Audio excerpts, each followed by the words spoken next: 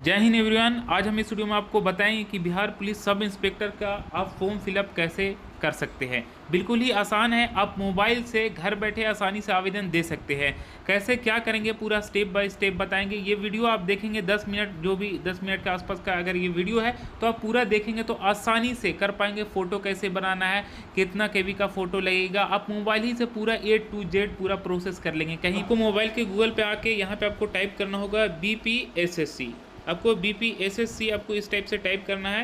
ये टाइप करने के बाद आपको ओपन हो जाएगा। ओपन होने के बाद इस जगह पे देख पा रहे बिहार पुलिस का ऑप्शन आ जाएगा।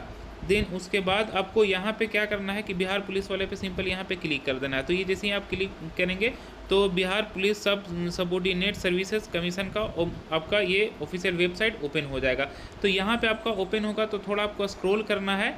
स्क्रॉल करने के बाद इस जगह पे आपको देखने को मिल जाएगा 25/9/2025 के डेट में थर्ड नंबर पे एप्लीकेशन लिंक, यहाँ पे apply online for the post police sub inspector करके लिखा हुआ है। ये वाले आपको थर्ड वाले ऑप्शन पे आपको क्लिक करना होगा, एप्लीकेशन लिंक पे। इस पर आप क्लिक करेंगे तो यहाँ पे आपको ओके करना होगा। ओके करेंगे तो ये अब आपका ऑफिशियल वेबसाइट के अंदर आप इंटर हो चुके हैं। तो यहाँ पे आपको 3-4 स्टेप है। देखिए फर्स्ट स्टेप आपका है रजिस्ट्रेशन डिवीज़न है। उसके बाद आपका फर्स्ट स्टेप में आपको ये तो रजिस्ट्रेशन डिवीज़न तो ऊपर में लिखा गया है, लेकिन फर्स्ट स्टेप जो आपको करना है कम्प्लीटली वो रजिस्टर और मेक पेमेंट। सबसे पहले आपका पेमेंट कटेगा, उसके बाद आपका स्टेप 2 में पूरी तरह से फॉर्म फिलअप होगा। यहाँ पे फिल एप्लीकेशन फॉर्म लिखा गया है। स्टेप 3 में आपका व्यू एप्लीकेशन स्टेटस, मतलब कि आप फॉर्म अप्लाई किए हैं वो आप हुआ है या नहीं हुआ है बस आप देख पाएंगे। बस यही स्टेप 2 ही है, मतलब कि स्टेप 1 में आपको पेमेंट कटवाना है, दूसरा में फॉर्म फिलअप कर देना है, तीसरा में आपको देखना है। ठीक है, तो सबसे पहले स्टेप 1 में चलते हैं। स्टेप 1 में click here make a payment पे क्लिक किया तो आपको इस टाइप से आपको ऑप्शन देखने को मिल जाएगा। तो यहाँ पे आपको please select language to view instruction in. अब ये लैंग्वेज देखना चाहते हैं या पढ़ना चाहते हैं तो हिंदी इंग्लिश में देख सकते हैं, पढ़ सकते हैं। ठीक है, ये केवल इंस्ट्रक्शन के बारे में, जानकारी के बारे में यहाँ पे हिंदी में आप करके ये पूरा लैंग्वेज पढ़ पाएंगे कि इसके लिए क्या कंडीशन है, कैसे क्या फॉर्म फिलअप करना है, वो चीज़ सारी बातें लिखा हुआ है। तो यहाँ पे आपको कृपया पंजीकरण और भुगतान के लिए आगे बढ़ना है तो पहले घोषणा चेक बॉक्स नीचे पर टिक करें, ये वाले आपको बॉक्स पे टिक करना है। फिर आपको यहाँ पे ऑप्शन आ रहा है प्रोसीड टू रजिस्ट्रेशन और पेमेंट, इस पर आपको क्लिक करना है। इस पर आप क्लिक करेंगे तो आपको यहाँ से आप फॉर्म आपको पूरी तरह से फुलफिल करना है। नेक्स्ट आपका स्टेप आ गया, ये फर्स्ट आपका स्टेप है एप्लीकांट डिटेल। एप्लीकांट का डिटेल यहाँ पे पूरी तरह से फिल करना होगा। तो सबसे पहले यहाँ पे इंटर एप्लीकांट फुल नेम, लेकिन उससे पहले मैं आपको बता दूँ क्या कुछ है, वो सबसे पहले डिटेल पढ़ लेता हूँ। सबसे पहले यहाँ पे नोट में लिखा हुआ है अपना पूरा नाम अपनी 10वीं कक्षा के प्रमाण पत्र के अनुसार ही लिखे। जो 10th में आपका सर्टिफिकेट उसके अकॉर्डिंग पूरी तरह से फॉर्म फिलअप करना है। टीटो आपका जैसा है 10वीं में उसी तरह से आपको पूरी तरह से फॉर्म फिलअप करना है। दूसरा आपका है अपने नाम में उपसर्ग का प्रयोग ना करें, जैसे श्रीमती, डॉक्टर इत्यादि को आपको यूज नहीं करना है। जैसे मान लिया को मोहन कुमार नाम है तो श्री मोहन कुमार नहीं लिखना है, सिर्फ मोहने कुमार लिखना है। इस टाइप से आपको करना है। उसी तरह फादर हो या मदर हो सभी का उसी तरह से फिल करना होगा। बाकी यहाँ पे जन्म तिथि 10वीं कक्षा के प्रमाण पत्र के अनुसार ही डालें। 10वीं में जो डेट ऑफ बर्थ है उसके अकॉर्डिंग आपको डेट ऑफ बर्थ फुलफिल करना है। ठीक है, तो अब यहाँ पे कैसे फॉर्म अप्लाई करना है। सबसे पहले इंटर एप्लीकांट फुल नेम, यहाँ पे आपको एप्लीकांट का डिटेल लिखना है। फर्स्ट में आपका हो गया किसी भी तरह का, मान लिया जाए कि MD जफ़र इमाम आपको लिखना है। तो MD जफ़र इमाम अगर लिखना है तो MD फर्स्ट में होगा, जफ़र आपका मिडिल होगा और इमाम आपका लास्ट हो जाएगा। तो इसी तरह आपका सूर्य कुमार यादव हो गया तो यहाँ पे सूर्य कुमार यादव, इस टाइप से आपका हो गया। अगर 2 ही है तो फर्स्ट और आपका सरनेम आपको कर देना है, बस इस टाइप से आपका नेम लिखना होगा। फिर आपका दूसरा ऑप्शन है सिलेक्ट एप्लीकांट नेशनली। ठीक है, मतलब आप यहाँ पे क्या है इंडिया, यहाँ पे इंडियन आपको सिलेक्ट कर लेना है। अब भारतीय हैं तो यहाँ पे आपको इंडियन सिलेक्ट कर लेना है। इंटर एप्लीकांट मोबाइल नंबर, यहाँ पे एप्लीकांट का मोबाइल नंबर आपको फुलफिल करना है, किसी भी तरह का आपका जो भी मोबाइल नंबर, तो यहाँ पे आपको फुलफिल कर देना होगा। ठीक है, ऐसे ही मैं आपको बताने के लिए सिर्फ फुलफिल कर दे रहा हूँ। आपको पर्सनली मैं यहाँ पे करके आपको नहीं किसी का बता रहा हूँ, लेकिन आपको समझ में आ जाएगा, आप देखेंगे तो ये। उसके बाद यहाँ पे इंटर एप्लीकांट ईमेल एड्रेस, यहाँ पे आपको ईमेल आईडी लिखना है, जो भी आपका है ईमेल आईडी, और ईमेल आईडी वैसा देना है, मोबाइल नंबर भी वैसा देना है कि हमेशा आपके पास रहे और एक्टिव रहे, वही वाला आपको देना है। बाकी उसके बाद नेक्स्ट स्टेप है are you domicile of Bihar. अब बिहार के हैं तो यहाँ पे यस करेंगे, नहीं है तो नो करेंगे। तो आप हैं बिहार के तो यहाँ पे यस करेंगे। फिर उसके बाद नेक्स्ट ऑप्शन है सिलेक्ट एप्लीकांट कैटेगरी। कैटेगरी आपका कौन सा है भाई, जनरल से हैं, ईडब्ल्यूएस से हैं, ईबीसी है, बीसी है, एससी एसटी है, जो भी एससी है तो एससी सेलेक्ट करेंगे, ईबीसी है तो ईबीसी सेलेक्ट करेंगे, जनरल है तो जनरल यहाँ पे सेलेक्ट करेंगे, जो भी है कैटेगरी वाई के हिसाब से अपना सेलेक्ट करेंगे। आपका डेट ऑफ बर्थ क्या है, यहाँ से आपको डेट ऑफ बर्थ सेलेक्ट करना है, ये आपका डे हो जाएगा। मान लिया जाए कि आपका 5/1/1996 है तो 5/1 मतलब 5 जनवरी 1996, तो यहाँ से आपको 1996 इस टाइप से आपको सिलेक्ट कर लेना होगा। तो ये मैं आपको ऐसे ही एग्जांपल के लिए बता रहा हूँ। तो जितना भी होगा आपको यहाँ पे नीचे में आपको कितना साल हो गया, कितना महीना हो गया, कितना डेज हो गया, यहाँ पे आपको शो हो जाएगा। उसके बाद यहाँ पे are you an employ of Bihar government, क्या आप बिहार गवर्नमेंट के एम्प्लॉय हैं? अगर हैं तो यस करेंगे, नहीं है तो नो यहाँ पे करेंगे। अगर हैं तो यस करने के बाद पूरा इसका फुलफिल डिटेल करना होगा, अगर नहीं है तो नो करेंगे, तो कुछ भी आपको नहीं करना होगा। Are you ex service man, आप ई एक्स सर्विस मैन हैं तो यहाँ पे आपको यस करेंगे तो पूरी तरह से फुलफिल करना होगा। पीपीओ नंबर होता है वो करना होगा, डेट ऑफ ज्वाइनिंग कर लिखना होगा, डेट ऑफ रिटायरमेंट का आपको फुलफिल करना होगा। अगर नहीं है तो सिर्फ नो यहाँ पे करेंगे और आगे का प्रोसीड करेंगे। तो यहाँ पे जैसे ही आपको आगे का प्रोसीड करेंगे तो ये आपको सबसे पहले फुलफिल कर लेना है, अच्छे से फुलफिल करना है। फर्स्ट नेम, मिडिल नेम, आपका नेशनैलिटी में आपको इंडियन कर देना है, मोबाइल नंबर यहाँ पे फिल करना है, एप्लीकेशन का ईमेल एड्रेस यहाँ पे करना है, जितना भी अभी मैं आपको बताया वो सब कुछ आपको फुलफिल करने के बाद आपको प्रोसीड वाले पे क्लिक करना होगा। तो आपको नेक्स्ट आपका ऑप्शन कुछ इस टाइप से आपका आ जाएगा, नेक्स्ट आपका पेज आएगा।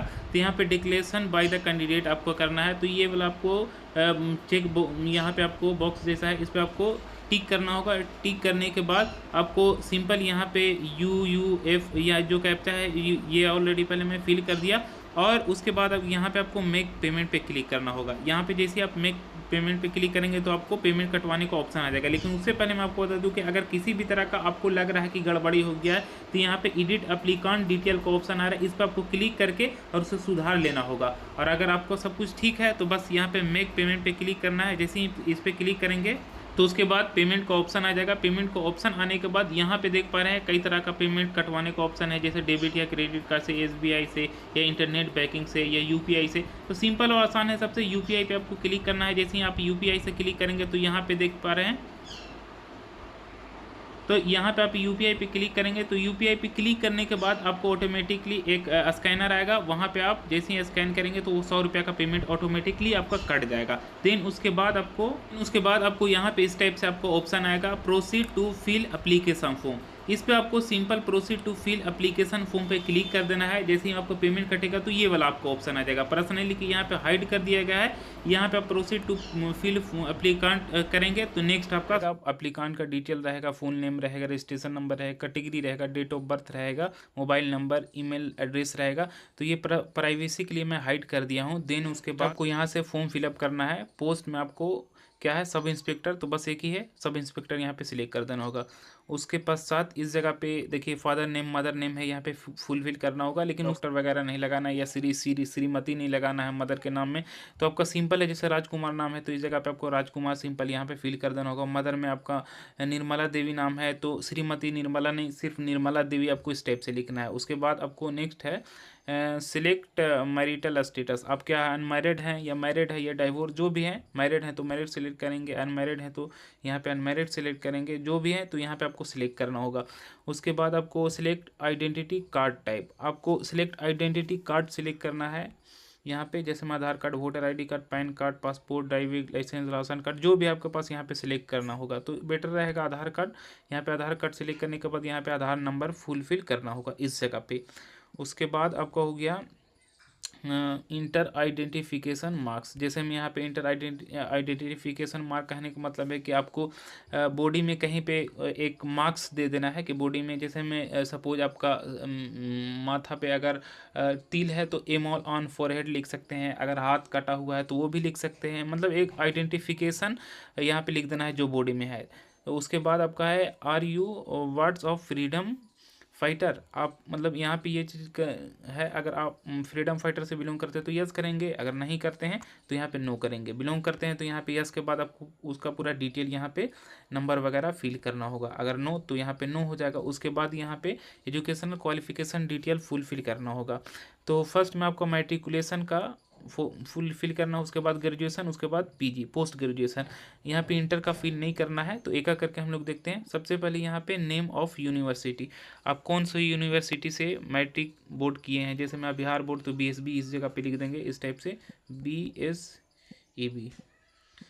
उसके बाद आपका पासिंग सर्टिफिकेट नंबर, आपको मैट्रिक का पासिंग सर्टिफिकेट नंबर लिख देना है। देखिए अगर मैट्रिक का सर्टिफिकेट है तो आपको सर्टिफिकेट नंबर इस जगह पे फुलफिल कर देना है। अगर सर्टिफिकेट नहीं है तो उसका जो मार्कशीट होता है ना, ये सर्टिफिकेट नंबर आपको यहाँ पे शो हो रहा है, लेकिन ये मार्कशीट जो होता है सर्टिफिकेट नंबर नहीं है, तो मार्कशीट को आपको फुलफिल करना है। जैसे मार्कशीट के ऊपर एक सीरियल नंबर लिखा हो रहा था, वो वाला आपको यहाँ पे फिल कर देना है। अगर मार्कशीट ये सर्टिफिकेट नहीं है तब के बारे में। उसके बाद कौन सा डेट में इशू हुआ था, उसी पे आपको एक इशू डेट रहेगा, तो यहाँ पे आपको डेट सिलेक्ट कर देना है। जैसे मैं 2 हो गया, 2, 5 या फरवरी 2023, जो भी यहाँ पे मैं सिलेक्ट करके सिर्फ आपको ऐसे ही ऑप्शन के साथ बता दे रहा हूँ ताकि आप सिलेक्ट कर पाएंगे आसानी से। ऐसे ही मैं कर दिया। फिर उसके बाद ग्रेजुएशन का लिखना है, मगध यूनिवर्सिटी से किए हैं या नालंदा से किए हैं। यहाँ पे आपको यूनिवर्सिटी का नाम डालना होगा, जैसे मगध यूनिवर्सिटी, इस टाइप से आपको फिल करना होगा।